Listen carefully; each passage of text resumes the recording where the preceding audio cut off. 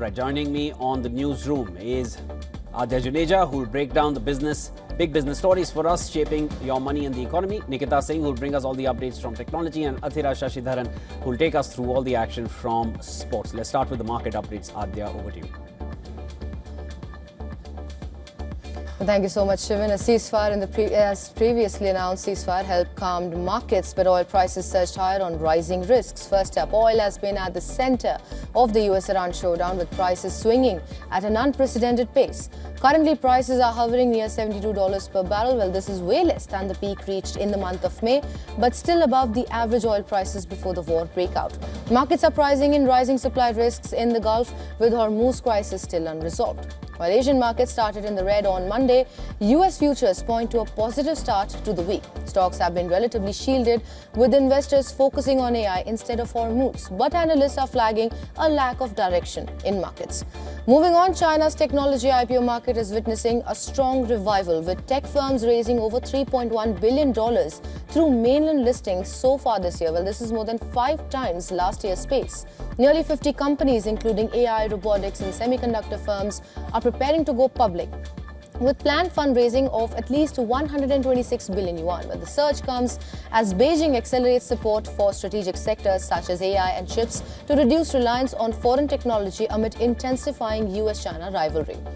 And finally, sky-high electricity prices are driving a rooftop solar boom in the Philippines, while residential power tariffs have risen 10% since the Iran conflict began, prompting households to switch to solar to cut energy bills. Well, solar panel imports have surged 145% year-on-year, making the Philippines the world's biggest spender on panels during the period.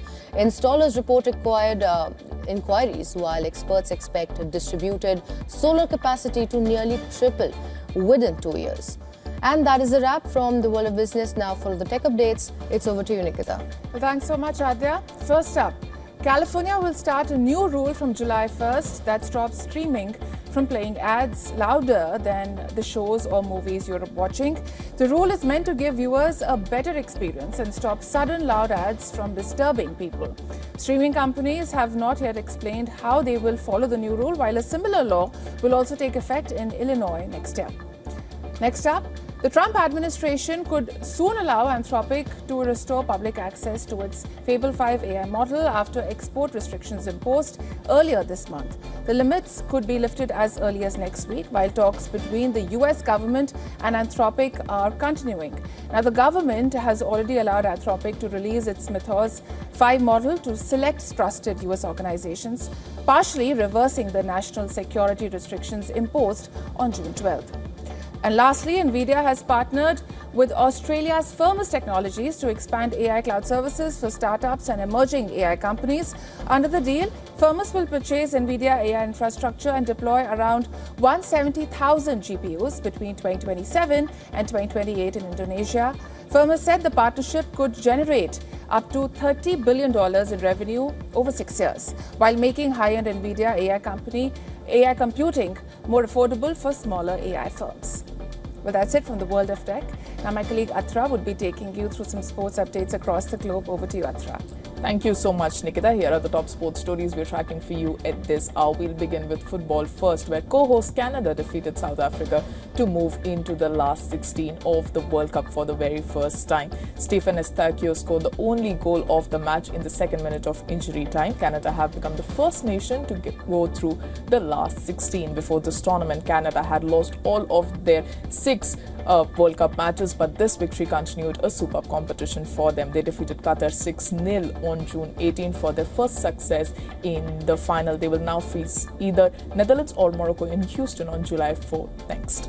Over in men's cricket now, Ireland stunned T20 World Cup champions India 2-0 in their 2-match bilateral series.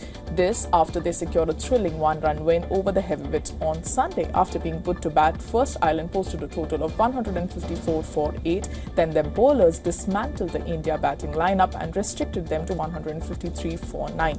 It was India's first T20I series defeat since their loss against West Indies in August 2023. Indian women's team also suffered a heartbreak. The women's in blue have been knocked out of the T20 World Cup. They suffered a 6-wicket loss to record 6-time champions Australia. After winning the toss and electing to bat first, the women in blue posted a total of 170 for 4. It was their highest team total against the Kangaroos in a women's T20 World Cup match. Captain Harmanpreet Kaur top scored with 56. In response, Australia chased down the total with an over to spare. Half centuries from all-rounder Ellis Perry and Ashley Gardner helped them win each. Australia will now take on West Indies for a place in the final. Well, with that, we've come to the end of the sports segment. It's back to you, Shiva. Athira, thanks so much for those sports updates. Also, a thank you to my colleagues Nikita and Adya for bringing us all the updates in the WION newsroom.